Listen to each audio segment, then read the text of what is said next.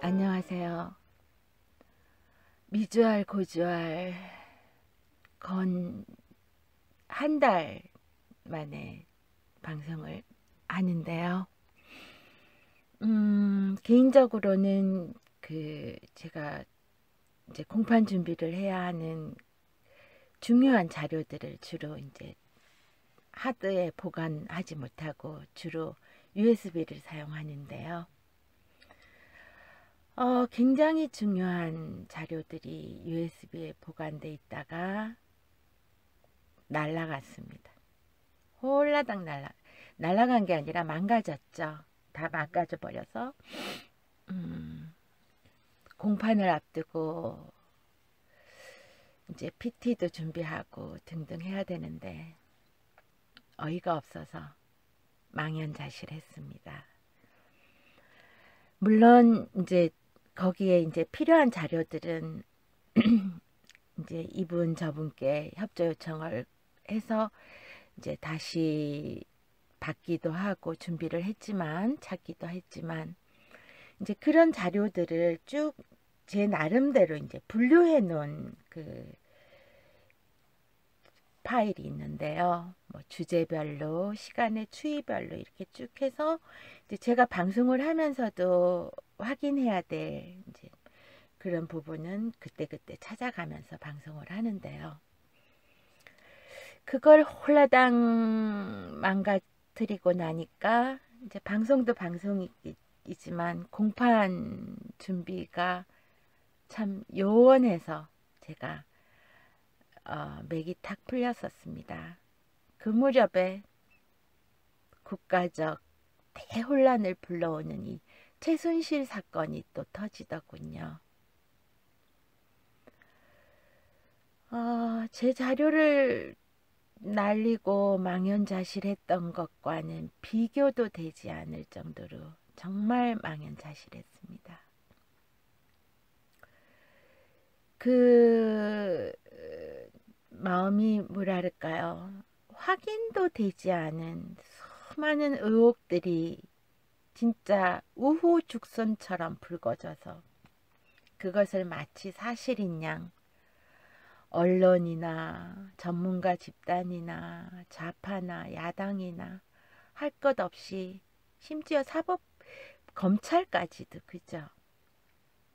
다 되어들어서 그냥 죽일 듯이 이 사태를 막 몰고 가는 그 광경을 지켜보면서 정말 이 박주신 병역 의혹의 진실이 과연 밝혀질 수나 있을까? 저런 수많은 난무한 루머들도 저렇게 사실인 양 언론이 앞장서서 검찰이 앞장서서 주거니 받거니 저렇게 사태를 매도해 가는데 5년여 끌어온 이 박주신 사건은 이미 진짜 다 드러나 있는 사건입니다. 다 드러나 있습니다. 정리를 하고자 이 사태를 해결하고자 한다면 단숨에 단칼에 해결됩니다. 이 5년을 끌어왔는 이 사건이 과연 저런 허위 날조 선동의 저런 힘에 밀려서 이게 밝혀질 수나 있을까? 정말 한마디로 이 나라를 떠나고 싶다라는 생각밖에 못했습니다. 자, 그러나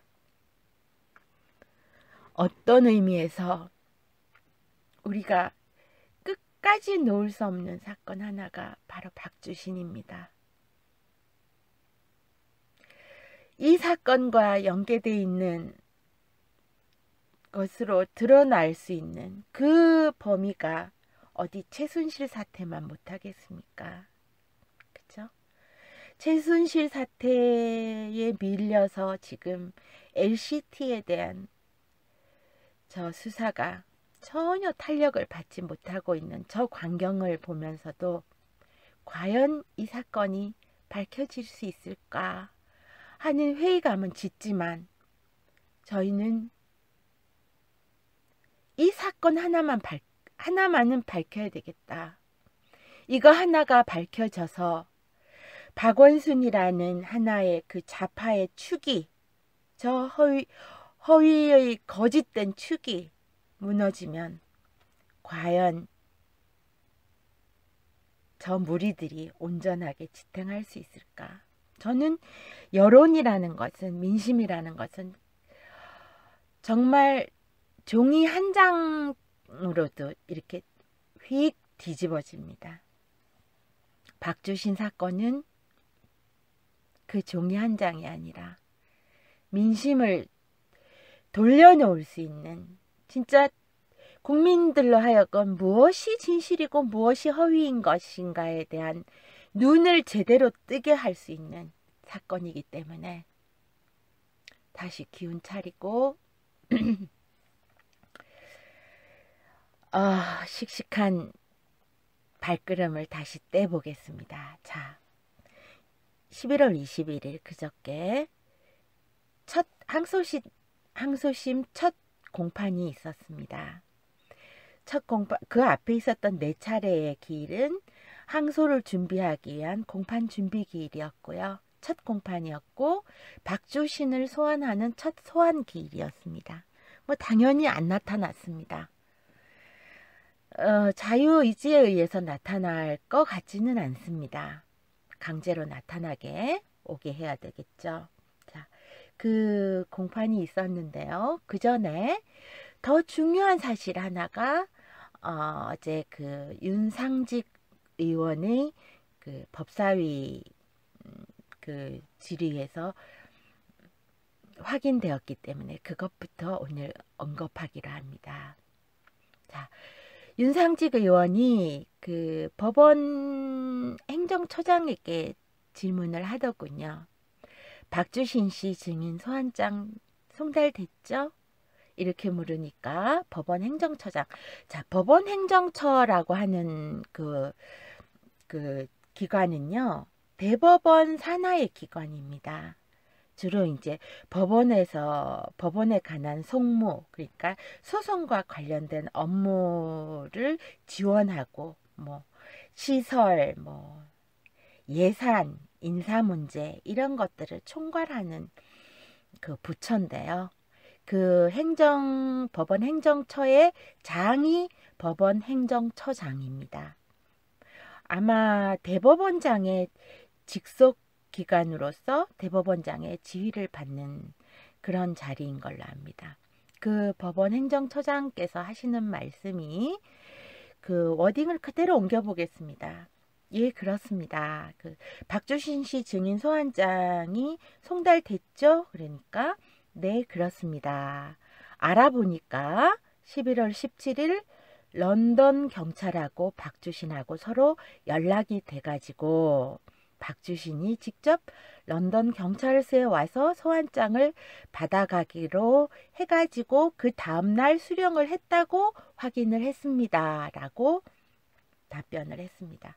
거기에서 이제 그 질의자에게 주어진 시간이 끝나가지고 마이크가 꺼지는 바람에 그 뒤에 윤 의원께서 좀 더 얘기를 했는데, 그리고 그 얘기에 아주 중요한 포인트가 들어가 있을 것 같은데 일단은 그 방송으로는 확인이 되지 않고 있습니다. 어떤 내용이었는지. 그러면 지금 그 부분을 영상으로 잠깐 한번 보시겠습니다. 예, 그 다음에 우리 법원 행정처장님, 네. 제가 자꾸 묻습니다만 박주신 씨 그 증인 소환장 송달됐죠? 예, 그렇습니다. 제가 알아보니까요. 예. 11월 17일 날 런던 경찰하고 박주신하고 서로 연락이 돼가지고 박주신이 직접 런던 경찰서에 와서 그 소환장을 받아가기로 해가지고 그 다음 날 수령을 했다고 확인을 했습니다. 예.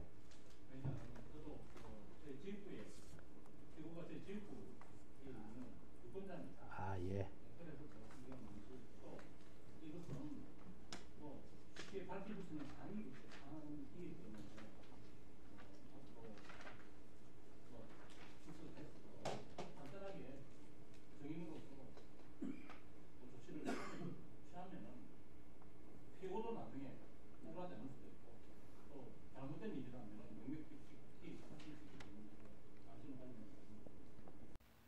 보신 바와 같이, 보고 들으신 바와 같이 박주신의 증인 소환장은 송달이 되었습니다. 자, 이 부분에 대해서 1차 공판 기일인 11월 21일 언급이 있었습니다. 재판이 끝나갈 무렵 재판장님께 자, 오늘 박주신이 증인 출석하지 않았는데 그러면 오늘 불출석을 공식적으로 증인 불출석으로 기록을 하실 것인지 라고 물어봤을 때 재판장께서 아직 영국으로부터 그에 대한 송달 여부에 대한 회신이 오지 않았기 때문에 그 부분은 뭐라고 정확하게 판단할 수 없다라고 답변을 하셨습니다. 이 부분은 이해가 됩니다. 왜냐하면 재판이라는 것이 뭐 법무부를 통해서건 아니면 그 행정처를 통해서건 그렇게 확인이 되었다라는 사실만으로 재판을 하는 것이 아니라 모든 재판은 증거 위주로 하는 것이기 때문에 법원 그 영국으로부터 송달되었다라는 회신이 와야지 송달된 것으로 간주한다라는 말은 맞습니다. 다만 이제 그것이 회신이 왔을 때 첫 번째 기일에 출석하지 않은 것에 대해서 불출석으로 확정을 할 것인가 라는 부분은 아직 미지수로 남아 있습니다. 이 부분이 왜 중요한가 하면은 자, 불출석으로 판단을 해야지 다음에 물론 또 출석 요구를 합니다. 하지만 이런 불출석이 누적되어야지 여기에 과태료도 부과할 수 있고 구인장도 발부할 수 있는 겁니다. 따라서 후속적인 강제 조치를 위해서는 이렇게 오지 않고 있는 공판에 대해서 이 공판 기일에 불출석한 것이다 라고 공판 조서에 기록이 남아야 되는 것입니다. 그런데 이 부분에 대해서 이제 아직 그 회신을 받지 않았기 때문에 판단하지 않겠다라는 그 재판부의 입장이었고요. 그리고 또 한 가지 모호한 점은 이 재판부가 박주신에게 소환장을 보내면서 3번의 기일을 미리 지정해 주었습니다. 11월 21일 지난 첫 번째 공판이 그렇고요.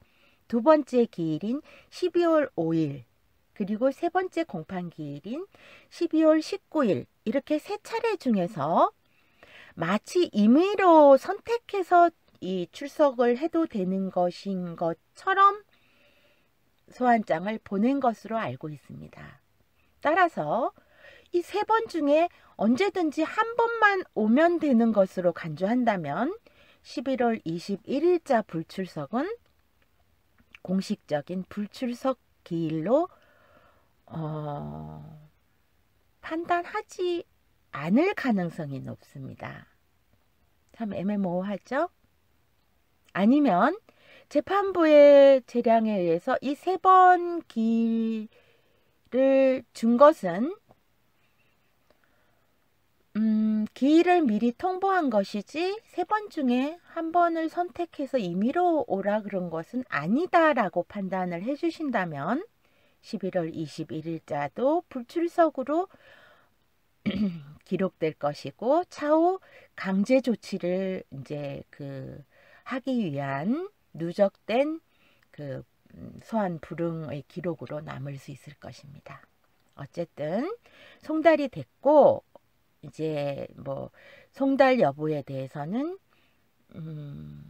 왈가왈가할 일이 없을 것 같습니다. 일단 이 3번 기일에 관한 한은 물론 그 뒤에 추후 또 기일을 지정하거나 구인장을 발부한다면 또 문제는 달라질 것입니다. 여기에서 이제 재판부와 저와 사이에 약간 불편한 얘기가 오고 갔는데요. 제가 불편한 얘기가 오고 갔다라고 한다면 재판부로서는 좀 건방진 얘기다라고 얘기할지 모르겠지만 두 번째 공판 기일에서 재판부가 이제 두 번째 공판 기일 이전에 소환장이 서울시 공관으로 송달이 되었습니다. 그런데 자, 그 부분에 대해서 이것을 송달로 간주하실 겁니까? 라고 물었을 때 박주신이 미성년자가 아닌데 그 부모에게 송달된 것을 송달로 간주할 것인가 안 할 것인가에 대해서는 조금 생각해 보겠다 라고 답변한 바가 있습니다. 그래서 어제 그 송달 문제를 가지고 이제 그러면 앞서 두 번째 공판 준비 기일에서 그 좀 더 생각해 보시겠다고 한 서울 박원순의 공관으로 송달된 그 소환장에 대해서는 송달로 간주하실 것입니까? 라고 다시 재차 확인했을 때 또 똑같은 답변을 하셨습니다. 그래서 저희는 그 이제 재판부는 알고 있었는지 모르겠지만 피고인들로서는 그 당시에 이제 영국으로의 박주신이 이제 소환장을 수령해 갔다라는 사실을 몰랐기 때문에 어떤 것이든 송달로 간주돼야 또 사후 조치가 있을 수 있기 때문에 그것은 송달로 간주해 주셔야 되지 않겠느냐라고 제가 의견을 표명했고 재판부는 또 미성년자가 아니고 부모 뭐 이런 말씀을 하셨습니다. 그래서 제가 그렇다면 그 영국과 서울시 공관으로 그 양측 다 소환장을 보내주십시오 하는 신청은 검찰 측에서도 공의했고 피고인 측에서도 했습니다. 다시 말해서 양측에서 똑같이 신청을 했습니다. 두 군데 다 보내달라라는 신청을 공통으로 했습니다. 그랬을 때 재판부가 물론 두 군데 다 할 필요가 있겠느냐라는 그 의사표명은 한번 있었지만 어쨌든 그 신청을 받아들여서 두 군데 다 소환장을 발부를 했습니다. 자, 그렇다고 한다면 재판부가 그 신청을 받아들여서 소환장을 보냈다라는 얘기는 최소한 우리가 상식적으로 생각하기에는 그 소환장이 도달했을 때에는 이것이 송달된 것으로 간주하겠구나라는 기대치가 있다는 겁니다. 근데 그 신청을 받아들여서 소환장을 보냈음에도 불구하고 이제 와서 미성년자가 아닌데 라는 등등의 이런 사유를 말씀하실 때 그러면 왜 법원이 재판부가 그 신청을 두 개 다 받아들여서 소환장을 왜 보냈느냐라는 질문이 나오는 거죠. 그랬을 때 재판부가 굉장히 짜증스럽게 그 부분에 대해서 내가 다 설명을 해야 되느냐. 물론 변호인 측은 그 재판부에서 변호인단을 향해서 이걸 내가 설명을 해야 됩니까? 라고 두 번씩이나 짜증스럽게 얘기했을 때 차기한 변호사님은 예 됐습니다. 재판부로서는 그럴 수 있습니다. 라고 했지만 자, 저는 법 전문가가 아니고 법률인도 아니고 상식적인 보통 사람입니다. 그리고 법이라는 것이 그 상식의 총화라고 믿고 있는 사람입니다.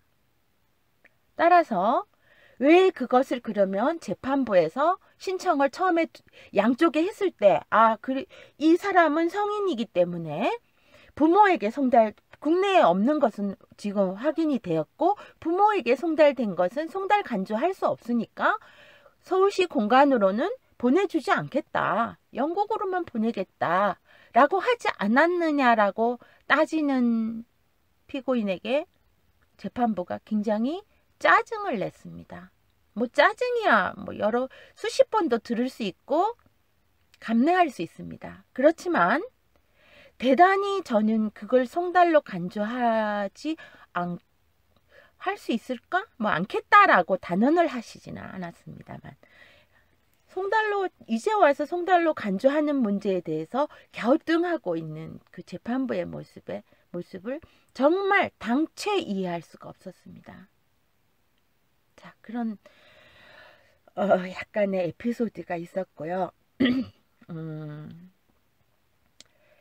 일단 그 재판을 하는 동안에 검찰은 이미 소환장이 송달되었다라는 사실을 모르고 있다라는 게 확인이 됐습니다. 왜냐하면 그 검사께서 뭐 앞으로도 계속해서 박주신의 그 소환장 송달을 위한 소재지 파악을 계속하겠다라는 그 발언을 했었거든요. 그러니까 검찰은 모르고 있었고 저희도 모르고 있었고 재판부는 법원 행정처가 알고 있으면 재판부가 물론 적극적으로 그것을 확인해야 될 의무가 있는 사항은 아니지만 알고 있었을 수도 있지 않나 생각이 들지만 그날 이제 그 송달 간주 문제 가지고 왈가왈가 할 때의 그 태도로 봐서는 재판부도 이미 18일 날 송달되었다라는 사실을 모르고 있었던 것은 확실한 것 같습니다. 자, 일단 송달은 되었고, 근데 저는 한 가지 의문이 보통 송달을 할 때 그 송달 주소로 송달 신청을 하잖아요. 그러면 사법공조를 통해서 뭐 그쪽 그 영국 쪽에 그 이민국에서 하는 것인지 아니면 뭐 법과 관련된 부처에서 하는 것인지 경찰이 하는 것인지는 모르겠지만 일단 주소지로 소환장을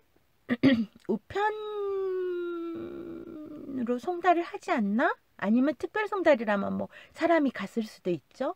갔을 텐데 주소지에서 송달장을 수령하지 않고 경찰과 연락이 되어서라는 그 행정처장 사법 그 행정처장님의 발언에서 이게 송달에서는 1차적으로 실패했던 것 같다는 느낌이 듭니다. 보통 중요한 송달의 경우는 한 번만 띡 가고 치우는 게 아니라 두 번, 세 번 가죠. 뭐 영국도 마찬가지일 것입니다.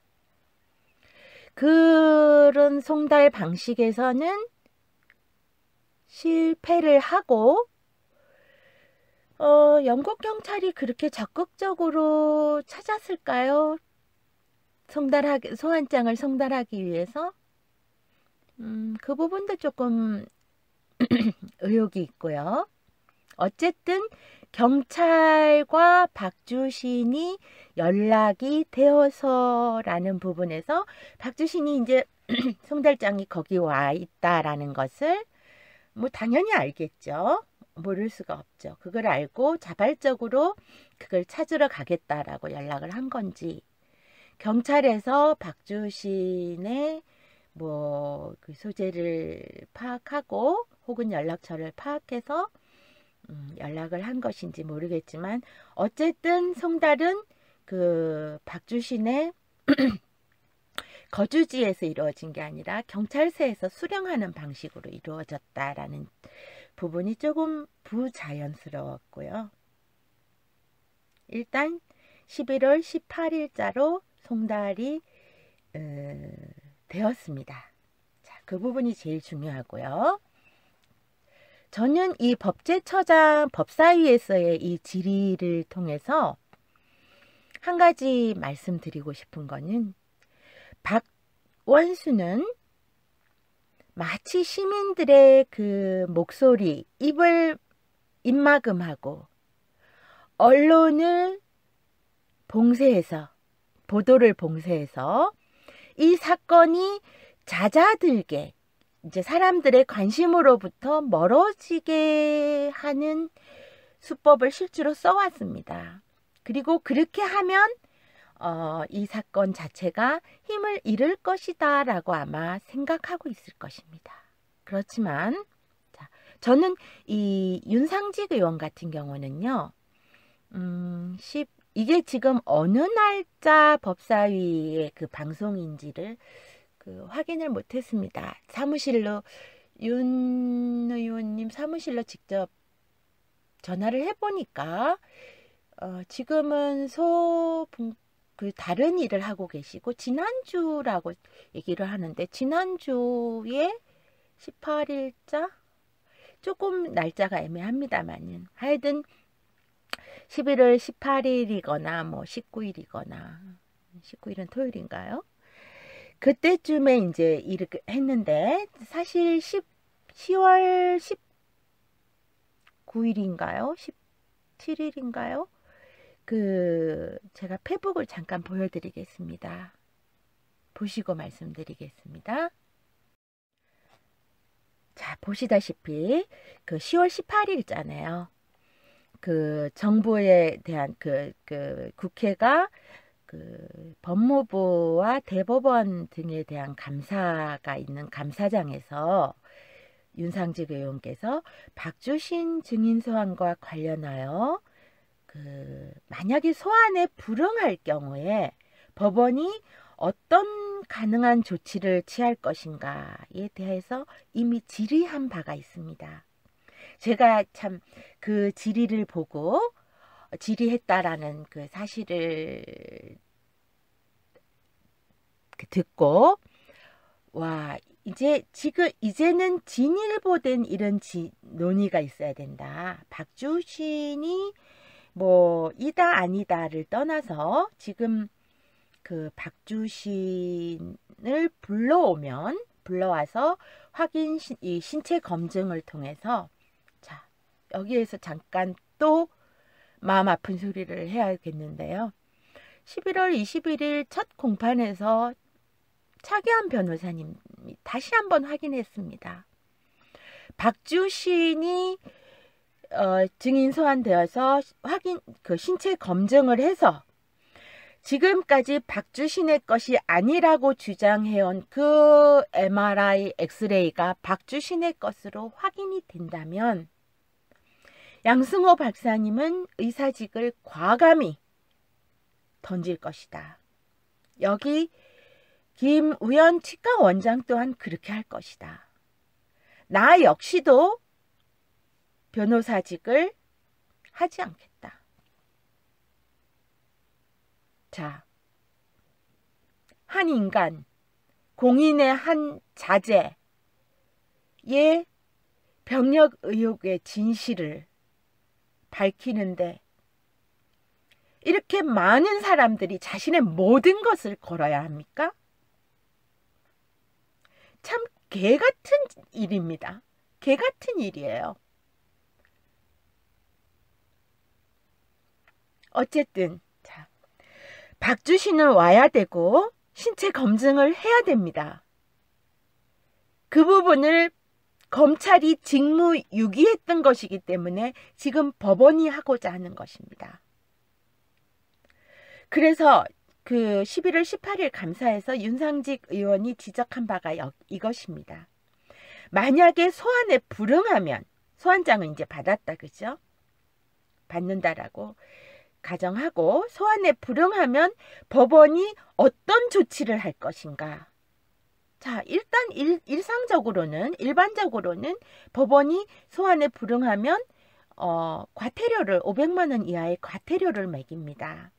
한 번 불러서 안 오면 과태료 매기고, 두 번 불러서 안 오면 과태료 매기고, 이렇게 누적적으로 중복해서 과태료를 매길 수 있습니다. 그럼 돈만 많으면 그러면 안 가도 되냐? 아니죠. 그래도 안 오면 구인장도 발부합니다. 그리고 증인 소환 기일에 맞춰서 잡아다가 감치도 합니다. 법원에다가 7일이죠? 7일까지 감치, 다시 말해서 유치장에 넣어 놓습니다. 그리고는 강제로 증인 출석 기일에 불러옵니다. 끌고 나옵니다. 이게 법원의 증인 소환의 힘입니다. 강력한 힘. 자, 그런데 박주신은 지금 특이하게도 해외에 있다라는 이유로 안 들어오고 있습니다. 그죠? 그래서 그런 경우에 어떤 조치를 취할 것인가에 대해서 이제는 논의를 해야 됩니다.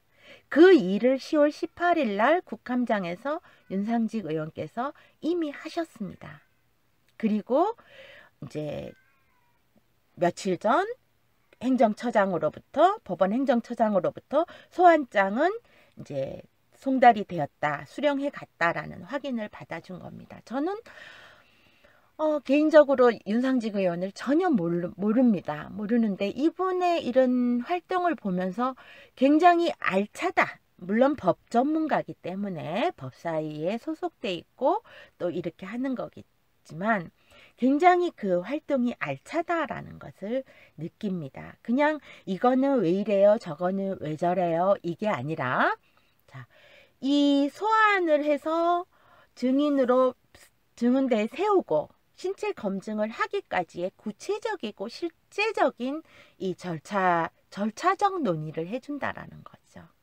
굉장히 이 재판이 탄력을 받을 수 있는 일입니다. 자, 그래서 이제 공은 법원과 검찰로 넘어갔습니다. 구인장이 아니라 소환장은 송달이 되었고, 소환에 뭐 순순히 응해준다면요, 그래 내가 가서 양승호 모가지도 따고 김우현 모가지도 따고 차기환 모가지도 따겠다 라는 의미에서라도 이제 나는 억울한 소리 더 이상 듣지 않고 당당히 너희들을 처벌하고 나는 당당하게 거리를 활보하겠다 라는 차원에서라도 순순히 와서 증인 소환에 응하고 신체 감정을 받는다면야 더 이상 말할 나위가 없지만, 자, 우리가 예측하기로는 그러지 않을 가능성이 훨씬 높죠. 훨씬 높아서, 자, 그렇게 할 경우에 그러면 법원과 검찰은 어떤 조치를 취할 것입니까? 라고 이제는 요구하고 물어야 됩니다. 공은 법원과 검찰에게로 넘어갔습니다. 자, 방송을 마치면서 한 가지 더 알려드릴 사안은요. 박주신 씨의 신체 검증은 서울대 대학병원 강남센터에서 하기로 했습니다. 자, 그래서 저희가 이제 개인적으로 뭐 피고인 측이나 뭐 이렇게 가서 뭐 예약하고 이럴 게 아니라 법원의 재판부에서 공식적으로 협조 요청을 해주십시오라고 4번째 공판 기일에 요구를 했고요. 법원 재판부에서 이제 확인하고 알아보니 그 서울대 강남병원 측에서는 그냥 막연하게 신체 검증을 해달라 그러면 이게 뭐 무엇을 어떻게 해줘야 되는지 확인할 수 없으니까 구체적으로 어떤 부위에 대해서 어떤 검사를 해달라라는 그 구체적인 검사 의뢰를 해주면 법원의 명령에 따르겠다, 법원의 요구에 따르겠다라는 그 답변을 받았답니다. 그래서 피고인 측과 이제 검찰 측이 의논해서 뭐 의논 하나 마나 뭐 해야 될 검사는 뻔합니다. 척추 엑스레이, 척추 MRI, 그 다음에 가슴 지금 저게 엑스레이들이 나와 있기 때문에 거기에 관련된 엑스레이, 그 다음에 치과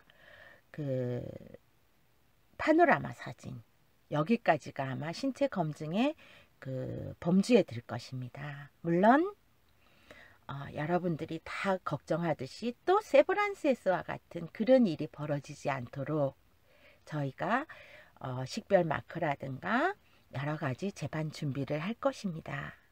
자, 이 사실 알려드리면서 일단 오늘 방송 접고요. 차후 방송은 어느 날 하겠다라고 제가 딱 기약 드리기가 힘듭니다. 조만간 빨리빨리 이제 왜냐하면